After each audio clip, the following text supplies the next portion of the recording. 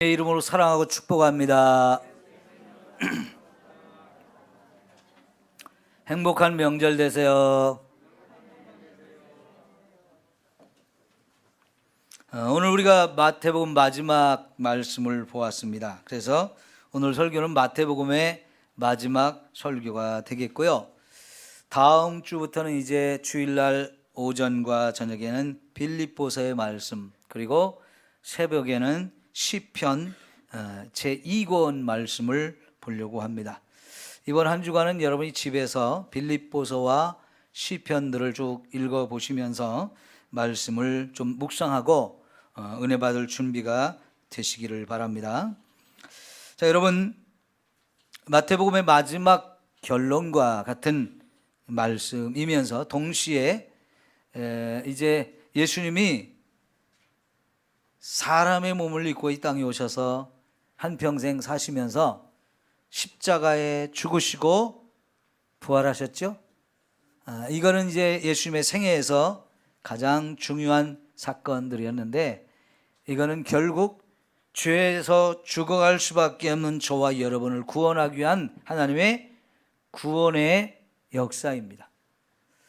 결국은 예수님이 이 땅에 오셔서 우리를 구원하려고 하는 모든 일을 완벽하게 성취하셨고요. 이제 예수님은 마지막으로 제자들에게 오늘 말씀을 주시고 하늘로 승천하시게 됩니다.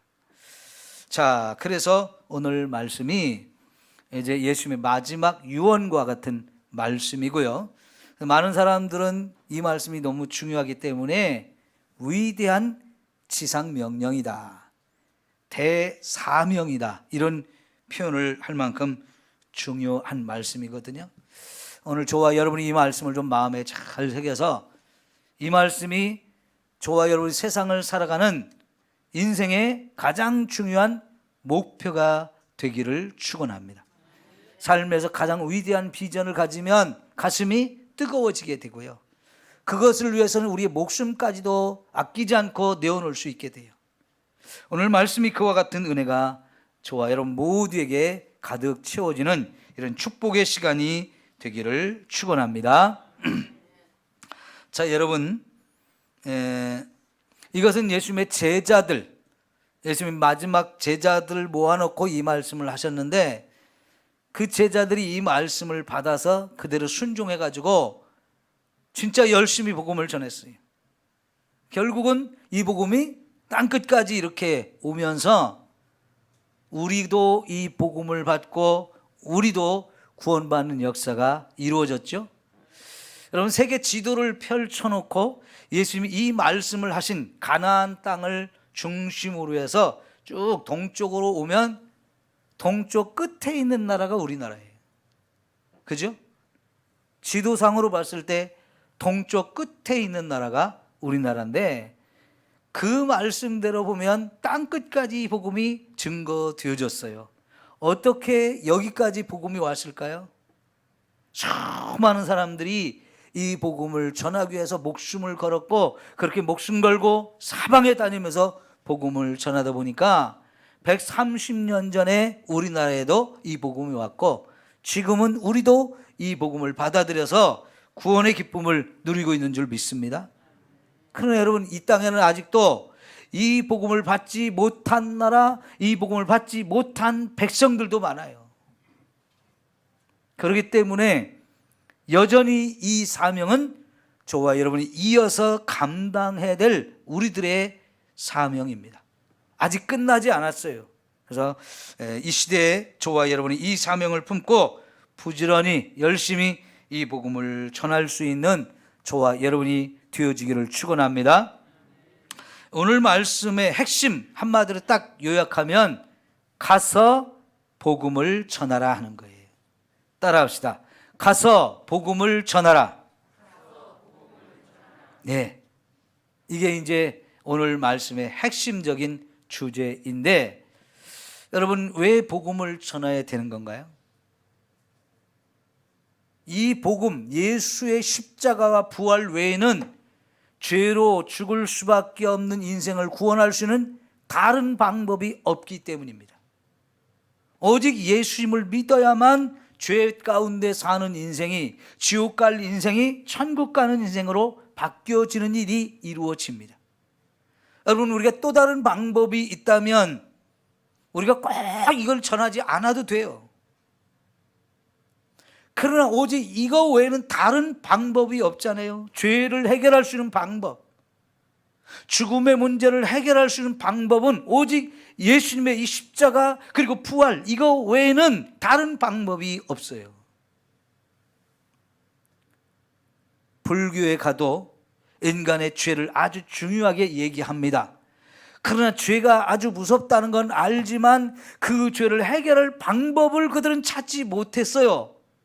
그래서 인간의 어떤 죄 짓는 거 말고 선을 쌓는 방법을 통해서 그 죄 문제를 조금 해결해 보려고 하지만, 여러분, 우리가 착한 일을 한다고 내가 지은 죄가 해결되나요? 여러분, 죄를 짓고 감옥에 가게 된 사람한테 너 이제 감옥에 가서 30년 살아라 그러면 그 사람이 아이고 내가 잘못했는데요 30년 동안 내가 착한 일 많이 할게요, 그 대신 풀어주세요. 그럼 풀어줍니까? 착한 일을 아무리 많이 해도 그 사람이 지은 죄를 해결할 수 있는 방법은 안 돼요. 사실 그리고 인간이 착한 일을 하고 싶어서 착한 일을 하려고 많이 노력을 해도 결국은 죄 짓는 게 훨씬 더 많거든요. 그 죄에 대해서 하나님은 죽음을 선포하셨어요. 그래서 인간은 죄와 죽음의 문제를 그 어떤 방법으로도 해결할 수 있는 방법이 없기 때문에 결국은 하나님이 오셨고요, 하나님의 아들이 이 땅에서 사람의 몸을 입고 오셔서 우리의 죄를 다 가져오라고 하시면서 자신이 우리의 죄를 되집어 쓰고 그리고는 우리를 대신해서 죽어주셨어요. 그때 우리의 죄 문제가 해결되는 거고요, 그분이 죽음의 자리에서 다시 살아나셨기 때문에 죽음을 이기는 유일한 인간이 되셨고, 그분은 자기의 죽음만 이긴 게 아니라 이제 저와 여러분의 죽음의 문제도 해결해 줄 수 있는 분이 되신 거예요. 그래서 이 예수님만이 이 세상의 모든 죄인을 구원해서 지옥 갈 영혼을 천국으로 인도할 수 있다는 말이죠. 그러니까 이 복음을 전하는 것은 너무 중요한 일이죠. 여러분, 예수님 믿으시죠?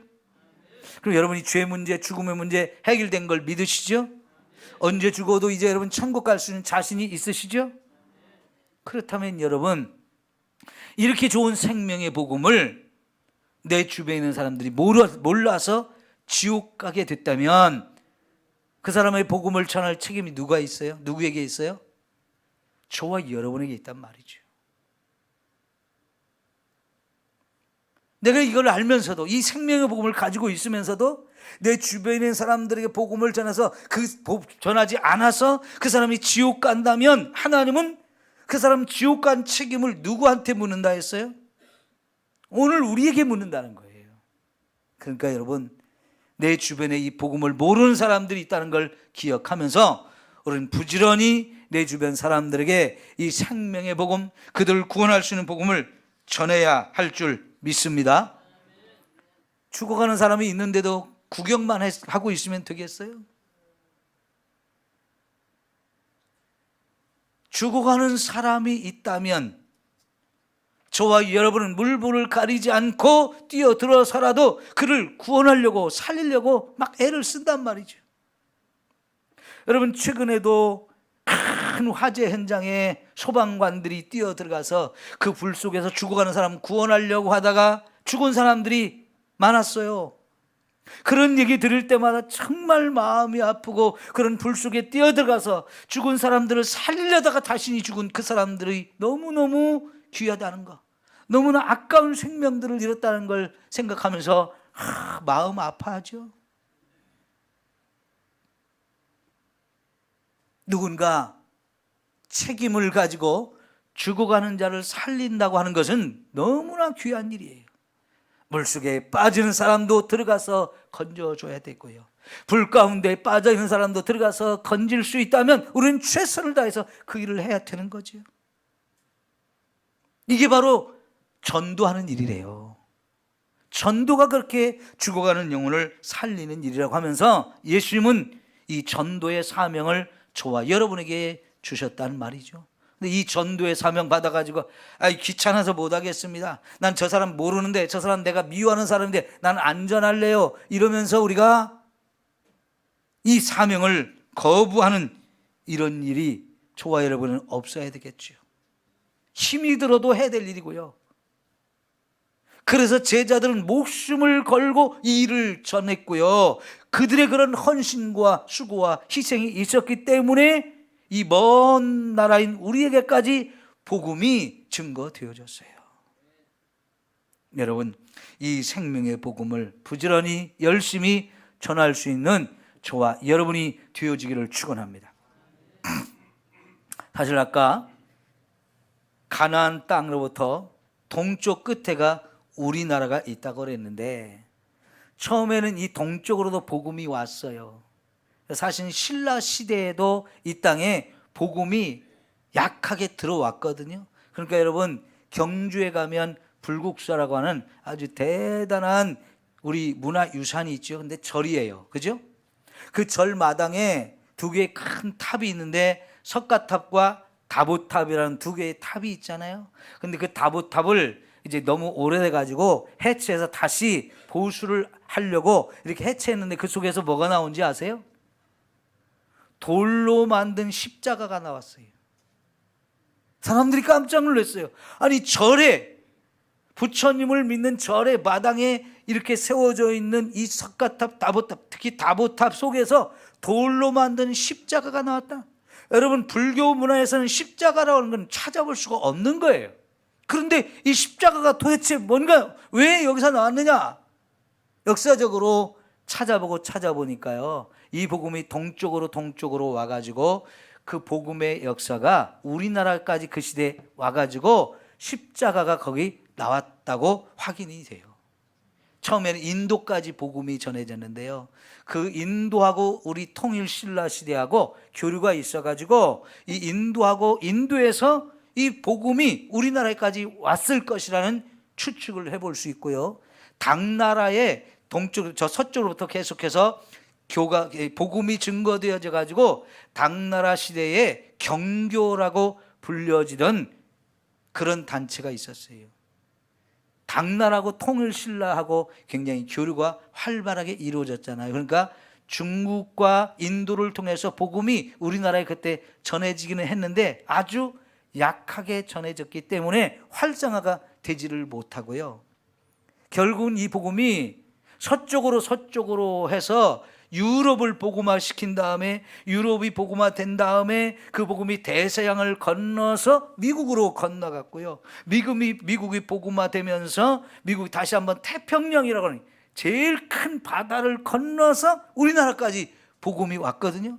그러니까 우리나라의 복음이 증거되어지는 과정을 보면 대서양이라고 하는 큰 바다를 한번 건넜고요, 거기서 또 미국 대륙을 또 다 횡단해가지고 그 태평양이라는 제일 큰 바다를 건너서 우리에게 복음이 왔으니까 진짜 어마어마한 복음의 역사가 있었던 거예요. 그런 대서양을 건너고 태평양을 건너서 올 때 여러분, 누가 그런 복음을 가지고 왔겠어요? 이 동방에 조선이라고 하는 아주 작은 나라, 그것도 일본의 나라를 빼앗기고 짓밟히며 가난하게 별 볼 일 없게 살아가는 이 나라에 불쌍한 사람들이 있다는 얘기를 들은 사람들이, 그 영혼들이 불쌍하니까 내가 가서 복음을 전해야지 하면서 생명을 걸고 바다를 넘어서 여기까지 와가지고 복음을 전해서 저와 여러분이 구원을 받았어요. 그렇게 복음을 가지고 영혼을 사랑하는 마음으로 자기의 생명을 바치는 이 위대한 헌신이 있었기 때문에 저와 여러분들이 구원을 받은 거예요. 이게 얼마나 엄청난 일인가요? 주님이 주신 이 사명이 너무나 귀하다는 걸 알고, 이 복음이야말로 죽어가는 영혼을 살리는 것이라는 걸 알고는, 그렇다면 죽어가는 사람이 있으면 얼마든지 가서 구원해야지 하는 이 열정에 불타올랐던 사람들이 이 땅에 와서 복음을 전했기에 저와 여러분도 구원을 받은 줄 믿습니다. 오늘 예수님의 이 말씀 우리가 함께 좀 살펴보면서 저와 여러분에게도 이 복음이, 이 사명이 뜨겁게 불타오르기를 바라고요. 그래서 그 복음의 비전이 내 속에서 타올라서 나도 복음을 전하기 위해서 사방으로 내가 가야 될 곳, 주님이 명하시는 곳으로 가서 함께 이 복음을 전하는 역사가 저와 여러분에게도 있기를 축원합니다. 제일 먼저 이제 이 말씀에서 예수님이 하신 말씀, 하늘과 땅의 모든 권세를 내게 주셨다 그랬어요. 하늘과 땅의 모든 권세를 내게 주셨다는 말이 무슨 뜻일까요? 예수님은 이 땅에 오시기 전부터 하늘에 계시던 하나님이에요. 그분이 온 세상 만물을 창조하시고 다스리고 통치하시는 만왕의 왕 되신 하나님이셨어요. 근데 그 하나님의 아들이 저와 여러분을 구원하고자 하는 사명을 가지고 하나님 아버지로부터 이 땅에 파송을 받았어요. 그때 오실 때 하늘의 영광, 하나님의 권세 이런 걸 다 내려놓고 사람의 몸을 입고 오셔가지고 그 사람 가운데서 가장 낮은 곳으로 내려가시고 거기서 죽는 것까지도 복종하시는 일을 하셨는데, 그렇게 예수님이 이 땅에 오실 때는 우리가 볼 때는 단순히 우리가 똑같은 사람으로만 보였어요. 그런데 이 땅에 오셔서 우리의 죄를 다 짊어지고 그분이 나를 대신 죽어주고 그분이 죽음에서 다시 살아나면서 이제는 하늘로 올라갈 때가 됐어요. 하늘로 올라간다는 얘기는 내려놓으셨던 하나님의 권세, 내려놓으셨던 하나님의 왕권, 이 영광, 이 복을 다시 회복하실 때가 됐다는 얘기입니다. 그래서 하늘과 땅의 모든 권세를 내게 주셨다라고 표현했는데, 이것은 예수님이 다시 그 왕의 자리로 회복하시고, 그래서 이제 온 세상 모든 만물을 친히 다스리고 통치하시는 상황이 되었다는 겁니다. 그러니까 그분의 명령, 그런 권세를 가진 분이 저와 여러분에게 주신 명령이니까 나 그거 못하겠는데요? 우리가 거부할 수 있는 그런 명령인가요? 그분이 주신 이 사명은요, 진짜 저와 여러분 목숨을 걸고라도 감당해야 할 너무나 위대하고 아름다운 사명이에요. 결국은 나를 죽여서라도 죽어가는 영혼을 살리는 것이기 때문에 이거야말로 최고 위대하고 아름다운 일이다 하는 거지요. 여러분, 우리나라 사람들한테 제일 존경하는 사람 손꼽으라면 많은 사람들이 이순신 장군 아니면 세종대왕을 꼽아요. 왜 그럴까요? 이순신 장군 정말 온 나라가 일본에 짓밟히는 때에 이 나라를 구한 유일한 사람. 물론 다른 많은 사람도 생명을 바쳐서 그때 싸워서 이 나라가 회복되어졌지만, 그때 정말 그 절체절명의 위기 속에서 나라를 구한 사람은 진짜 이순신 장군이잖아요. 그러니까 그분의 희생, 그러다가 죽었는데 그분의 이런 위대한 희생이 있기에 우리가 지금까지 존재한다는 걸 생각하니까 우리는 이순신 장군을 그만큼 존경해요. 근데 지금 예수님은요, 한 나라만 구하는 게 아니에요. 한 민족만 구하는 게 아니고 이 세상의 모든 사람들을 다 구원할 수 있는 위대한 일을 십자가에서 행하셨거든요. 자신이 죽으면서, 하나님이면서 죄인을 위해서 죽으셨다. 얼마나 어마한 일입니까?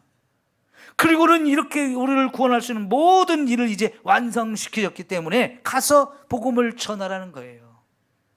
여러분, 예수님의 이 복음 외에 다른 방법으로 저와 여러분이 구원받을 수 있다면 얼마든지 그런 길을 찾을 수 있잖아요. 그러나 이 방법 외에는 없기 때문에 우리는 반드시 이 복음을 전해서 죽어가는 영혼들을 살려야 합니다. 왕의 명령이고 왕이 저와 여러분에게 주신 위대한 사명이다 하는 겁니다. 그러면서 이제 예수님은 가서 제자 삼으라 그랬어요. 따라합시다. 가서 제자 삼으라. 네, 우리말로 번역을 할 때 본문에는 동사가 여러 개가 있는 것처럼 번역이 됐어요.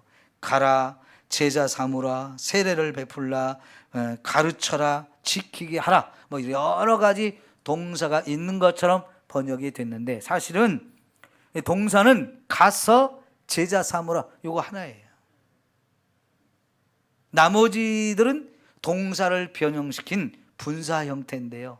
그래서 여기서 제일 중요한 게 바로 가서 제자 삼으라 하는 것인데, 여러분, 제자가 뭡니까? 예수님을 끝까지 따라가는 사람, 예수님의 제자거든요. 예수님을 닮아가는 사람.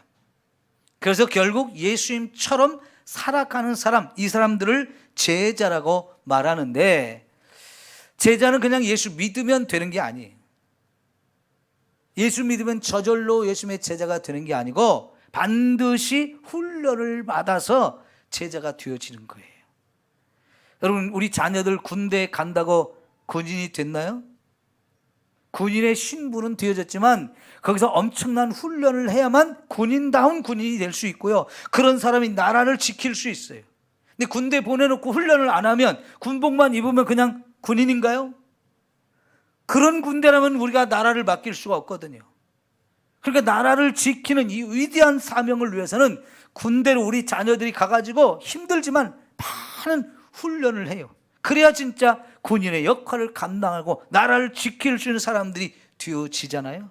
그러니까 여러분, 군대에 간다는 것은 많은 훈련을 받는 건데, 마찬가지로 우리가 예수님을 믿고 교회를 다니며 신앙생활 한다는 것은 그냥 교회만 왔다 갔다 한다고 제자가 되는 게 절대로 아니에요. 반드시 저와 여러분이 제자답게 살 수 있는 사람이 되도록 끊임없이 훈련을 받아야 됩니다. 여러분, 예수님께서 가서 제자 삼으라고 하시면서 그 밑에 보면 20절에 내가 너희에게 분부한 모든 것을 가르쳐 지키게 하라 그랬어요. 이게 무슨 말이냐면, 예수님이 우리 가르친 말씀을 나도 가서 가르쳐가지고 그 사람이 언제까지 가르쳐야 되느냐? 그 말씀을 지킬 때까지, 그 말씀대로 살아갈 때까지 계속 가르치라는 거예요.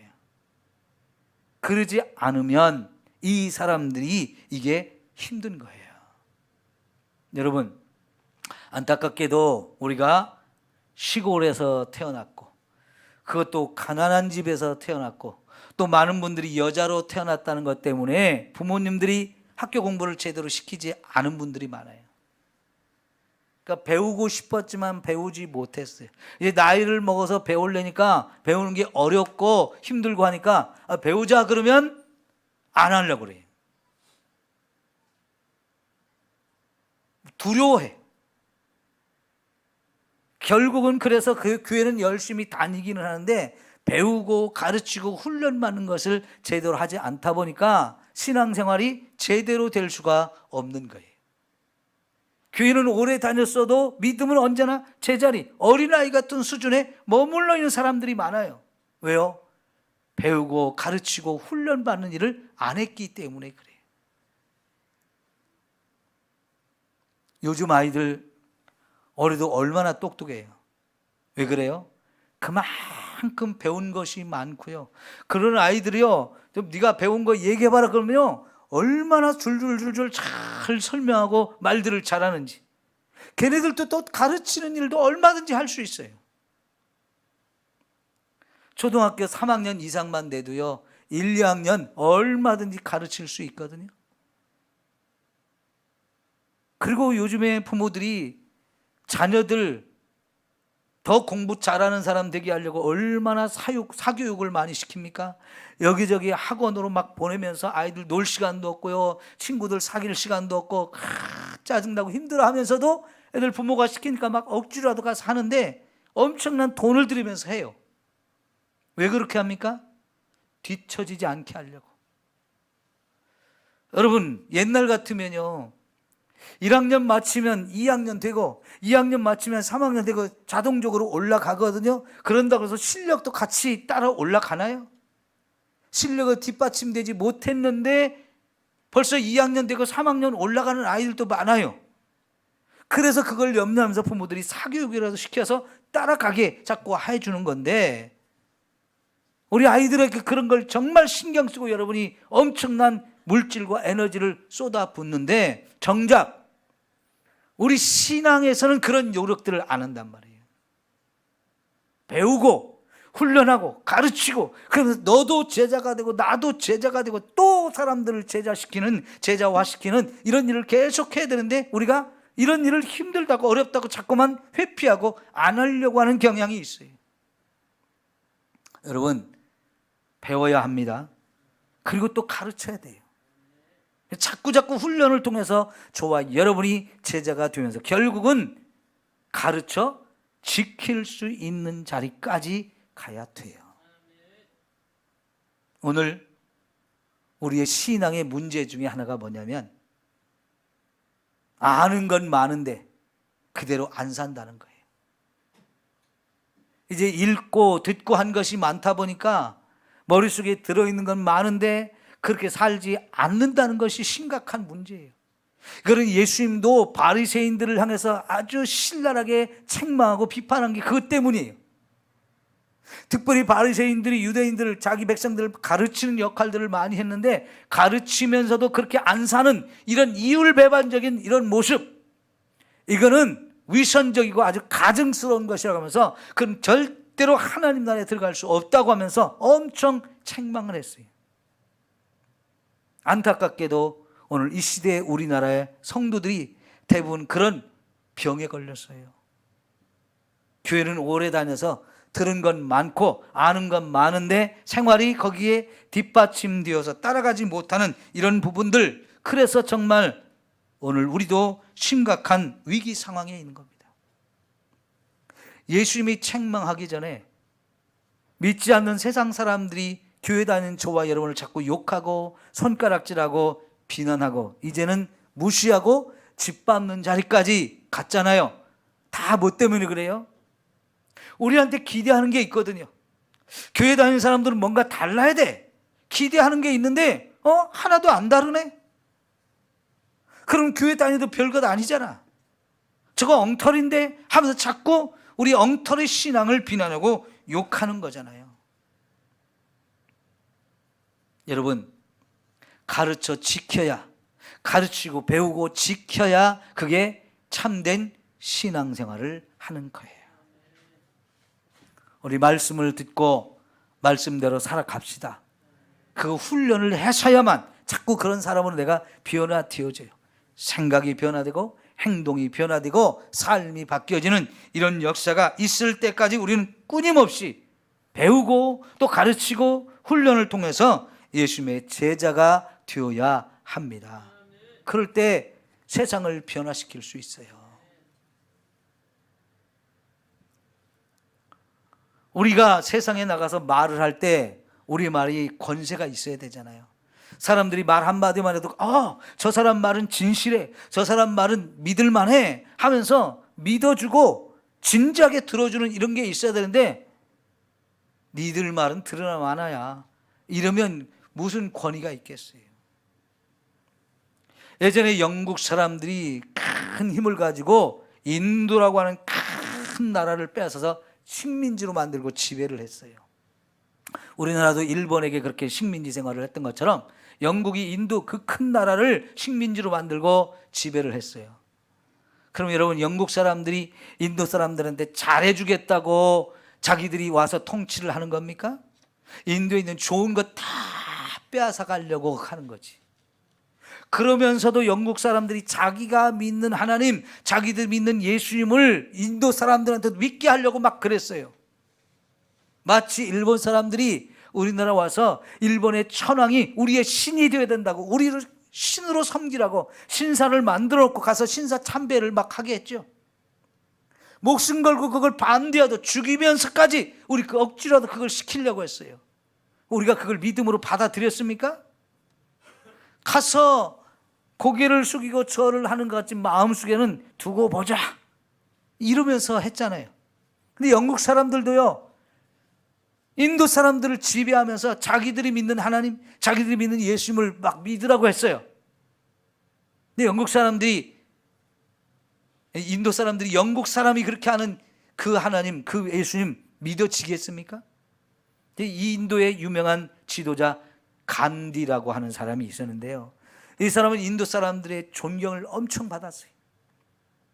그의 삶과 그의 말이 일치가 되어지면서 정말 인도의 많은 사람들이 간디를 지도자로 생각하고 그의 말 한마디에 철저하게 같이 순종하고 한 마음이 되어주고 따랐거든요. 근데 인도의 이 간디가 영국 사람들이 이제 도저히 이 사람들 못 다스리겠다고 이제 떠나갈 때 뭐라고 했냐면, 너희가 믿는 예수는 가져가라. 그 대신 성경 속에 있는 예수는 놓고 가라 그랬어요. 이게 뭔 얘기일까요?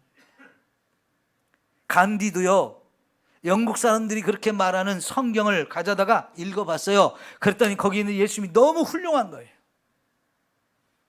근데 영국 사람들이 말하고 영국 사람들이 보여주는 예수는 성경 속에 있는 예수하고 달랐어요. 그러니까 영국 사람들이 이제 인도를 포기하면서 떠나갈 때 너희들이 믿는 예수는 가져가, 우리가 성경 속에 있는 예수는 여기 남겨놔라, 이렇게 말했던 거예요. 영국 사람들은 실패자죠. 복음을 전하면서 그 복음대로 살지 않았어요. 사랑한 것이 아니고 남의 것을 빼앗아서 자기 배만 불리는 아주 도둑놈, 강도짓을 하면서 자기들 믿는 예수 믿으라고 하면서 전해주는데 그게 믿어집니까? 오늘날도 마찬가지예요. 여러분, 저와 여러분이 복음을 전하려면 내가 먼저 예수님의 제자가 되어서 그 말씀대로 살 때 사람들한테 할 말이 생기는 거예요. 그리고 그런 우리의 말을 사람들이 믿어주면서 그래, 당신들이 하는 말이라면 나도 순종할 수 있겠다, 나도 받아들일 수 있겠다, 이렇게 되어야 되는데 이게 지금 우리가 세상에 보여주는 모습이 아니에요. 결국은 우리도 엉터리로 신앙생활을 하고 있다는 겁니다. 성도 여러분, 우리 전도자의 이 위대한 사명을 감당하려면 반드시 내 삶으로 이 복음이 무엇인지를 보여줄 수 있는 사람이 되어야 돼요. 그럴 때 입으로 우리가 선포하는 복음의 능력이 있는 것이고 그게 권위가 있어서 사람들에게 말 한마디 한마디가 신뢰할 수 있는 말이 되어지고요, 온전히 따를 수 있는 말이 되어지잖아요. 그렇게 해야 주변에 있는 사람들을 내가 살릴 수 있고 선한 영향력을 끼치게 되어질 줄 믿습니다. 여러분, 예수 믿는 나 때문에 우리 주변에 있는 사람들에게 선한 영향력을 끼치고 그래서 우리 주변 상황이 변화가 일어나야 할 줄 믿습니다. 술집으로 달려가던 사람들이, 시간만 나면 술집 가서 여기저기 찾아가면서 술 먹던 사람들이 그걸 끊어버리고 그게 잘못됐다는 거 알고 교회로 오는 역사가 저와 여러분 땡에 이루어져야 합니다. 그런데 우리가 술 친구 따라서 술집에 가면서 교회 나오라는 소리를 한 번도 못하면 이게 얼마나 안타까운 일이에요.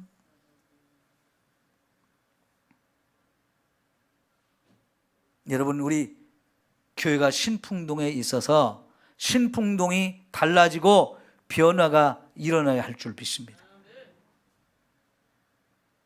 저는 우리 교회 이렇게 처음 와서 보니까 주변에 술집들이 여러 개가 있더라고요. 그래서 하나님 제일 먼저 기도한 게 우리 교회 앞과 옆에 주변에 술집 다 없애주세요. 기도를 했더니 이제 하나도 안 남고 다 없어졌어요.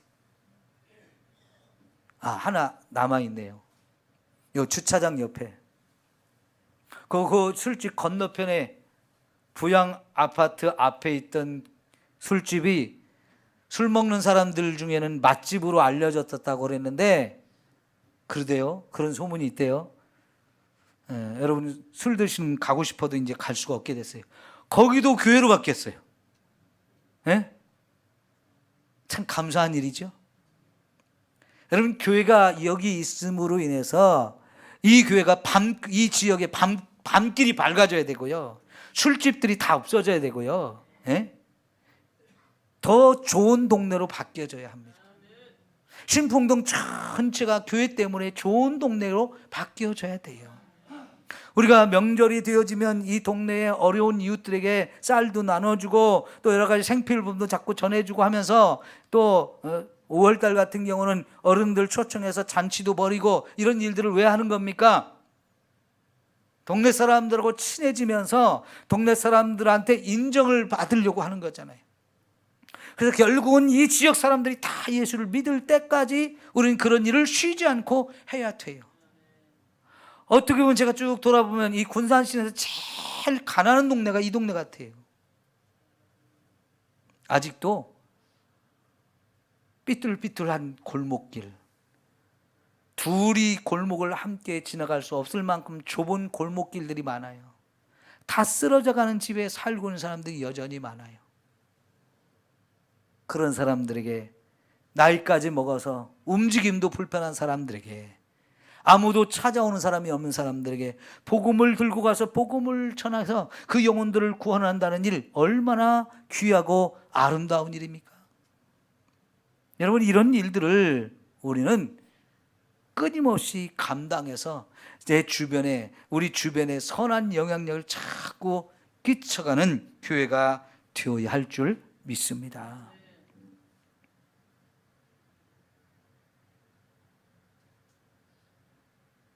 여러분, 누가 복음을 들고 대서양 바다를 건넜습니까? 영국에 살던 청교도들이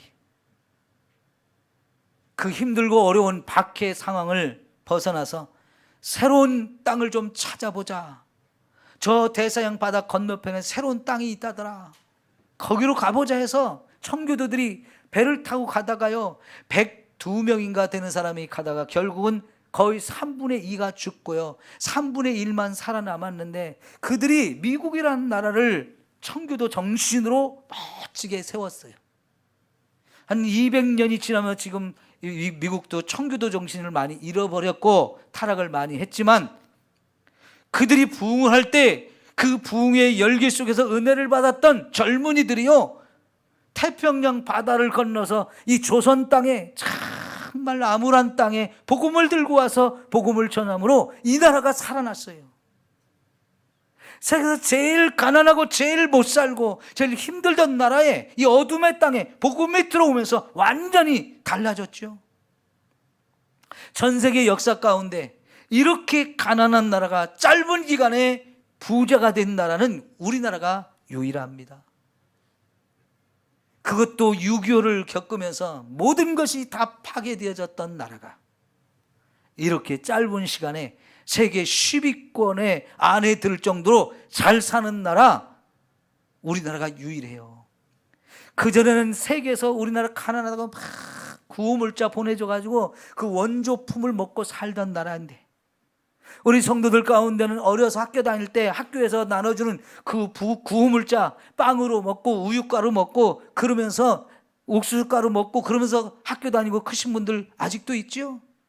그렇게 원조받던 나라가 이제는 다른 나라, 가난한 나라에 원조를 할 수 있는 나라, 그렇게 바뀌어진 나라는 우리나라가 유일하게요.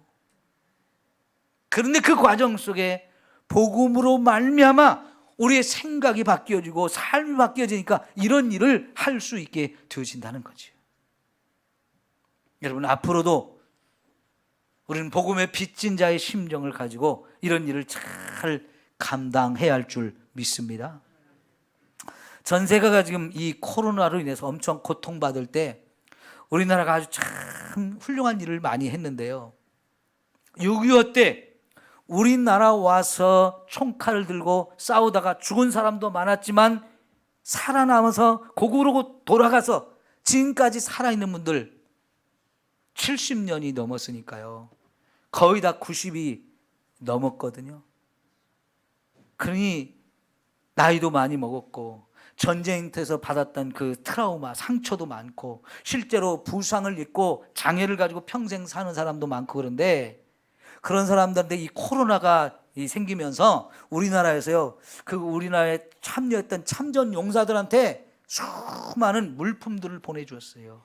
마스크부터 시작해가지고 코로나 검사할 수 있는 거, 집에서 필요한 생활용품들 박스로 잔뜩 만들어가지고 전 세계 수많은 나라에 이걸 보내줬어요.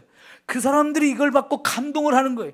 아니, 우리나라가 내가 젊어서 20살, 19살, 18살 뭐 이런 때 우리나라 와서 싸웠던 정말 형편없던 이 나라가 이렇게 발전을 해가지고 그때 그 은공을 잊지 않고 와서 이렇게 이런 사랑을 베풀어 준다? 생각지도 못했던 일을 받았다고 막 감격했다고 하면서 전 세계가 감동을 받는 일이 많았어요. 이렇게 빚을 갚을 수 있다는 거 참 놀라운 일이고 위대한 일이잖아요. 사람들에게 감동을 주는 일이잖아요. 우리가 예수 믿고 구원받았다는 것은 갚을 수 없을 만큼 큰 빚을 진 사람들인데요, 지금 예수님은 우리에게 이 복음을 전하라고 말씀하심으로 인해서 정말 우리가 하나님부터 받은 사랑을 이웃들에게 전할 수 있는 좋은 기회를 얻은 거예요. 저와 여러분, 주님으로부터 가서 제자 삼으라는 이 사명을 우리가 받았어요. 이 사명을 우리 함께 감당할 수 있는 저와 여러분 모두가 될 수 있기를 축원합니다. 마지막으로 보면요, 20절에 볼지어다 내가 세상 끝날까지 너희와 항상 함께 있으리라 라고 말씀하셨어요. 이게 뭐냐면 임마누엘이라는 뜻이에요. 마태복음 1장도 임마누엘이라는 예수님의 이름이 소개가 되었는데 마태복음 끝나는 마지막 장에도 임마누엘을 약속하고 있어요.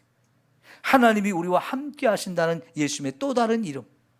그걸 마태복음 1장에 소개했는데 마지막 장에 다시 한번 예수님이 내가 비록 몸은 하늘로 올라가지만 나는 너희들을 그냥 버려두지 않고 너희와 항상 함께 있을 거다. 우선 성령을 너희에게 보내서 그 성령이 너희와 함께하면서 권능을 주고 너희가 복음 전하는 그 일을 감당할 수 있는 능력을 주시겠다는 거예요. 사실 예수님이 우리에게 이런 위대한 사명을 주셨지만 너무나 엄청나서요, 예수님이 제자들한테는 엄두도 안 나는 일로 생각됐을 거예요. 그런 연약함을 아시기 때문에 내가 너희와 항상 함께 있는다. 그것도 세상 끝날까지 함께 있을 거다. 함께 있으면 뭐 하겠다는 거예요? 우리 지켜주고 보호하시고 인도하시고 필요한 모든 걸 공급해 주시면서 이 사명 감당할 수 있는 능력을 주겠다는 거예요. 그러니까 여러분, 이 복음 전하는 거 두려워할 게 없어요. 염려할 게 없어요. 주님이 나와 함께 하시기 때문에 내가 어디도 갈 수 있고 어떤 사람들한테도 가서 이 복음을 전할 수 있게 되어지는 거지요. 여러분, 주님이 우리와 함께 하시면서 이 일을 가능하게 해주겠다고 도와주겠다고 말씀하시는 거거든요. 이제 우리 마지막 시대를 살고 있습니다. 주님이 오실 날이 얼마 남지 않았어요. 주님이 맡겨주신 가서 제자 삼으라고 하는 이 말씀 따라 저와 여러분이 먼저 열심히 배우고 훈련받아서 예수님의 제자가 되고, 그리고 또 다른 사람을 자꾸 제자화시키면서 땅끝까지 이 복음을 전함해 가는 저와 여러분 모두가 될 수 있기를 축원합니다. 기도합시다. 하나님 아버지, 감사합니다. 우리에게 이 생명의 복음을 주셨고 그래서 나도 구원받게 하시니 얼마나 감사한지요. 예수님의 이 생명의 복음을 몰랐으면 나도 지옥에 멸망당할 인생이었는데 이렇게 복음을 주셔서 나를 구원해 주셨습니다. 이런 어마어마한 빚을 진 자로서 주님이 내게 사명을 주셨기에 이제 우리도 생명 다해서 이 복음을 전하기를 원합니다. 땅끝이 아무리 멀어도 우리 이 복음을 들고 또 땅끝까지 가서 죽어가는 영혼을 찾아 복음을 전하고 살리는 이 사명 감당하게 도와 주옵소서. 예수님의 이름으로 기도하옵나이다. 아멘. 찬송가